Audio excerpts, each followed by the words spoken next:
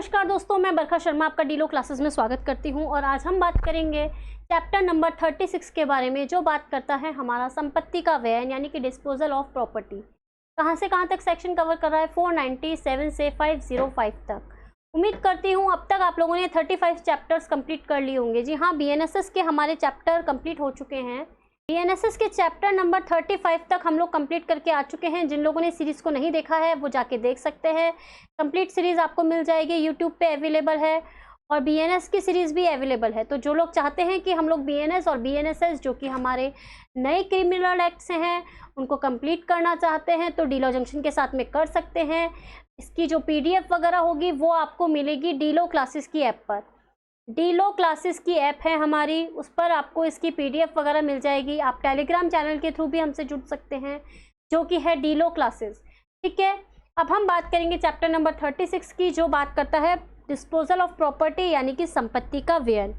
ठीक है, जैसा कि आप जानते हैं हम एक इंडेक्स मेंटेन कर लेते हैं जिससे कि हमको पता चल जाता है कि आखिर ये जो चैप्टर है हमको क्या क्या चीज़ें बताने वाला है। तो इंडेक्स मेंटेन करने पे हमको पता चलता है कि सेक्शन 497 बात करता है कतिपय मामलों में विचारण लंबित रहने तक संपत्ति की अभिरक्षा और व्ययन के लिए आदेश, यानी कि disposal of property pending trial in certain cases. ठीक है, कस्टडी और डिस्पोजल ऑफ प्रॉपर्टी की बात की जा रही है। 497 बात कर रहा है इस बारे में। फिर आप बात करेंगे सेक्शन 498 की, तो बात करता है विचारण की संपत्ति पर, विचारण की समाप्ति पर संपत्ति के व्ययन के लिए आदेश, यानी order of disposal of property eight conclusion of trial. ठीक है, फिर सेक्शन 499 आता है अभियुक्त के पास मिले धन का निर्दोष क्रेता को संदाय, यानी कि payment to innocent purchaser of money found of on accused. Section 500 बात करता है कि सेक्शन 498 और 499 के अधीन आदेशों के विरुद्ध अपील कहाँ पे की जाएगी। 501 बात करता है अपमान लेखी और अन्य सामग्री का नष्ट किया जाना, यानी कि जो हमारे ये जो अपमान लेख होते हैं, जो सामग्री वगैरह होती है, इनको कैसे नष्ट किया जाएगा, ये 501 बता रहा है। 502 बोलता है स्थावर संपत्ति का कब्जा लौटाने की शक्ति किसको होती है। 503 बात करता है संपत्ति के फोरफीचर की, सीज करने की, संपत्ति के अभिग्रहण करने पर पुलिस के द्वारा क्या प्रक्रिया होगी, यानी जब प्रॉपर्टी सीज की जाएगी तब कौन सा प्रोसीजर फॉलो किया जाएगा। सेक्शन 504 बोलता है जहाँ 6 माह के अंदर कोई दावेदार हाजिर नहीं होता तो वहाँ क्या प्रोसीजर फॉलो किया जाएगा। 504। सेक्शन 505 बोलता है विनश्वर संपत्ति को बेचने की संपत्ति, यानी पावर टू सेल प्रिहेशेबल प्रॉपर्टी। ठीक है, ये तो हमारी इंडेक्स की बात हो गई। अब सबसे पहले हम चैप्टर नंबर 36 की बात करते हैं, जो सेक्शन 497 से 505 तक कंप्लीट करता है। छोटा सा चैप्टर है, हम लोग जल्दी से जल्दी कंप्लीट कर लेंगे। संपत्ति का व्ययन है चैप्टर का नाम, जिसका मतलब होता है disposal of property. Notes maintain करके आपके लिए लाए जाते हैं जिससे कि आपको जो सेक्शन इतना बड़ा बड़ा लगता है वो जाके आपको शॉर्ट में समझ में आ जाए। क्या होता है कि संपत्ति से संबंधित कोई अपराध होता है तो क्या होता है, व्यक्ति को हिरासत में लिया जाता है या फिर जो संपत्ति होती है वो कोर्ट के कब्जे में आ जाती है।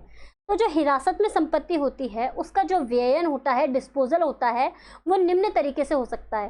कैसे हो सकता है भाई? या तो ट्रायल चल रही हो तब हो सकता है, ट्रायल हो जाएगी उसके बाद हो सकता है, पुलिस अगर संपत्ति को सीज कर लेगी तब हो सकता है। तो कैसे कैसे हो सकता है? सेक्शन 497 जो बीएनएसएस का है उसके अकॉर्डिंग तो विचारण के लंबित रहने के दौरान हो सकता है। विचारण हो जाने के बाद क्या प्रोसीजर आएगा वो 498 से लेके 502 में दे रखा है। जो रेस्ट सेक्शन बचेंगे 503 से 505 वो बताते हैं पुलिस के द्वारा संपत्ति का अभिग्रहण कैसे किया जाएगा। अब सेक्शन 497 है वो बोलता है कुछ मामलों में विचारण लंबित रहने तक, यानी कि जब ट्रायल होगी वो पेंडिंग चल रही है तब संपत्ति की अभिरक्षा और व्ययन करने के लिए ऑर्डर कैसे दिया जाएगा। तो जब कोई प्रॉपर्टी किसी दंड न्यायालय यानी कि क्रिमिनल कोर्ट के समक्ष ट्रायल और इंक्वायरी के दौरान आती है और न्यायालय के समक्ष ट्रायल या इंक्वायरी में पेश की जाती है तो न्यायालय जांच यानी कि इंक्वायरी और ट्रायल के लंबित रहने तक उसको उचित अभिरक्षा में रखने के लिए आदेश दे सकता है। जब संपत्ति ऐसी है शीघ्रतः क्षयशील, यानी जल्द नष्ट होने वाली है, जैसे कि हो गए कि भाई कोई टमाटर है, अंडे हैं, जल्दी फूट सकते हैं या उनका विक्रय आदेश करने की शक्ति, ऐसी संपत्ति है जो जल्दी नष्ट होने वाली है तो उनको सेल करने के ऑर्डर दे सकेगा। संपत्ति किसके समक्ष पेश की जाती है? कोर्ट के समक्ष। और जो अपराध करने के लिए प्रयुक्त की जाती है उस वाली प्रॉपर्टी की बात की जा रही है, उस वाली प्रॉपर्टी का व्ययन किया जाएगा। कोर्ट प्रॉपर्टी को उसके सामने पेश करने से 14 दिन के अंदर ऐसी प्रॉपर्टी के ब्यौरे के रूप में उस रीति को पेश करेगा जो सुप्रीम कोर्ट के द्वारा अनुबंधित हो, यानी कि कोर्ट प्रॉपर्टी को जब उसके सामने पेश किया गया है, उस पेश करने से 14 दिन के अंदर ऐसी प्रॉपर्टी के जो भी ब्यौरे होंगे, डिटेल वगैरह होगी, उस रीति में यानी उस तरीके से पेश करेगा जो स्टेट गवर्नमेंट होती है ना, वो बताती है, उस रीति से पेश करेगा। कोर्ट प्रॉपर्टी की फोटो खिंचवा देगा, आवश्यक हो तो कोई मोबाइल फ़ोन या किसी अदर डिवाइस से उसका क्या बनाएगा, वीडियो वगैरह बनाएगा।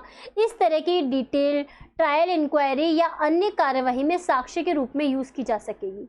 यानी जो प्रॉपर्टी की डिटेल वगैरह होगी, उसका जो वीडियो वगैरह बनाया गया होगा, उन सबको ट्रायल में या इंक्वायरी में एविडेंस के रूप में पेश कर सकेंगे। इस तरह की डिटेल जो होगी 30 दिन के अंदर संपत्ति का कोई निपटाने के लिए, नष्ट करने के लिए, उसका परिधान वगैरह करने के लिए आदेश जो होंगे इस रीति में होगा जो उस आदेश के बाद दिया गया है। ठीक है, इस तरह की जो डिटेल होगी 30 दिन के अंदर जो संपत्ति के निपटान वगैरह के बारे में होगी, संपत्ति नष्ट हुई है उस बारे में होगी, कोई परिधान करने के बारे में होगी, वो ऐसी रीति में दी जाएगी जो बाद में आपको बताई जाएगी, इसके बाद उस रूप में होगा। ठीक है, सेक्शन 498 बोलता है विचारण की समाप्ति पर संपत्ति के व्ययन के लिए आदेश।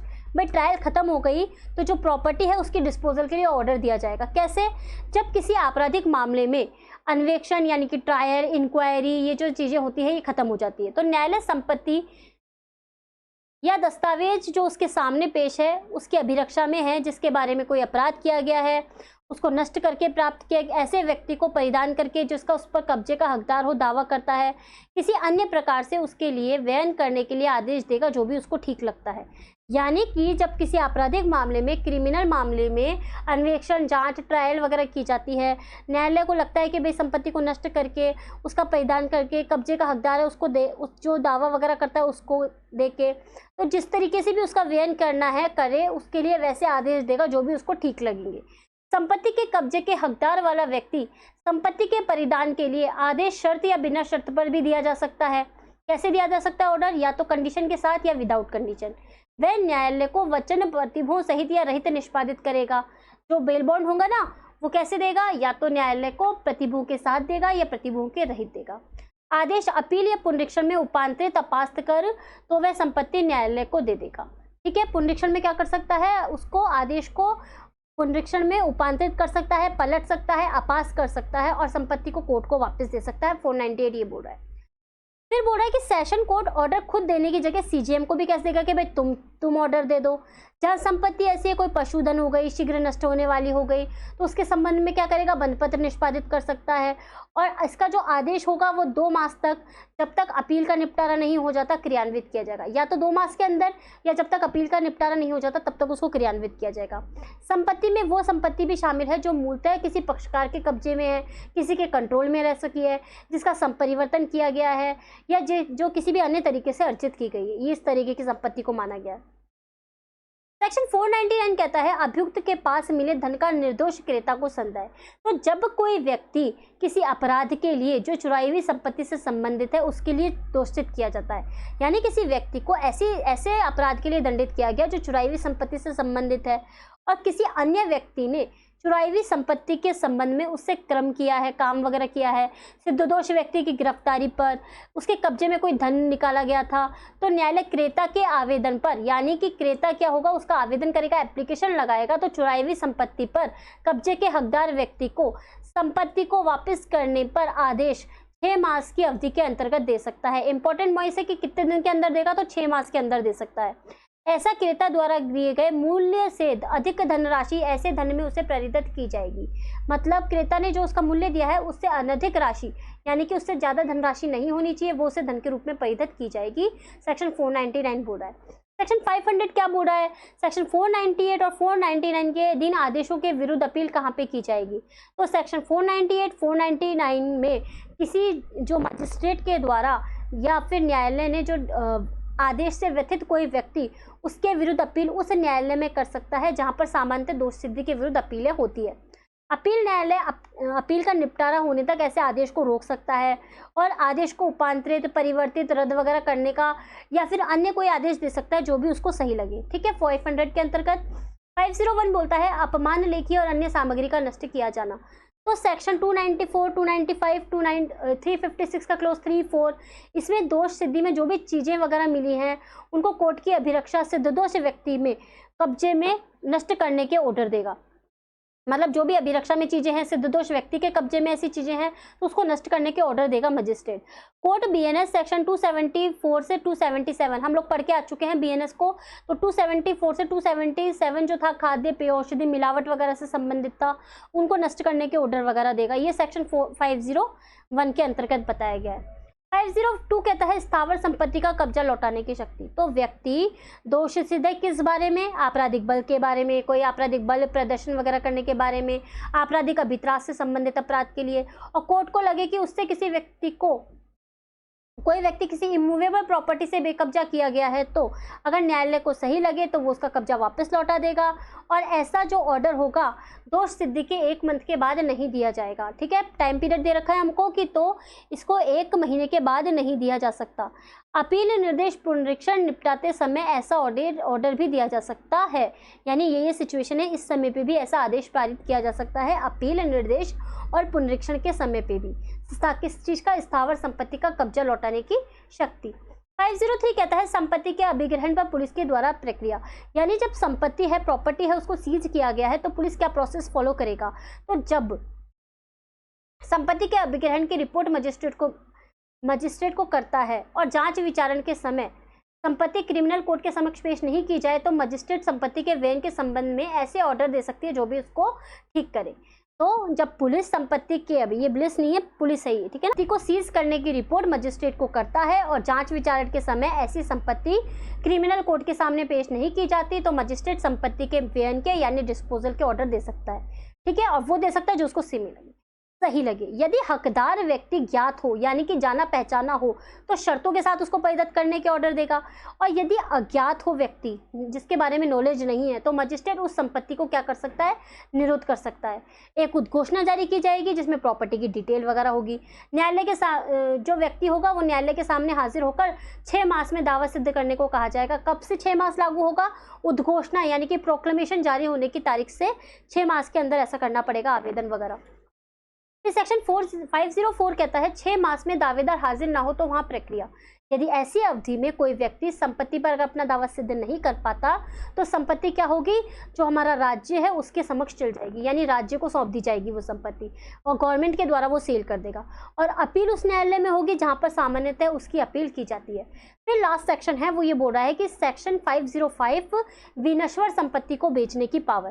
तो संपत्ति का जो हकदार व्यक्ति होता है, चाहे से वो अज्ञात है, अज्ञात मतलब कि वो मतलब जिसको कि जाना नहीं जाता, अनुपस्थित है यानी कि प्रेजेंट नहीं है, संपत्ति ऐसी है जो जल्दी नष्ट होने वाली है, जैसे कि मैंने एग्जांपल दिया था अंडे हो गए, टमाटर हो गए जो जल्दी नष्ट हो सकते हैं। मजिस्ट्रेट की राय में वो विक्रय अगर ऐसा सेल किया जाता है तो वो जो विक्रय होगा, सेल जो होगी वो प्रॉपर्टी के फायदे के लिए होगी। किसकी प्रॉपर्टी? जो स्वामी होता है उसकी प्रॉपर्टी के फायदे के लिए होगी।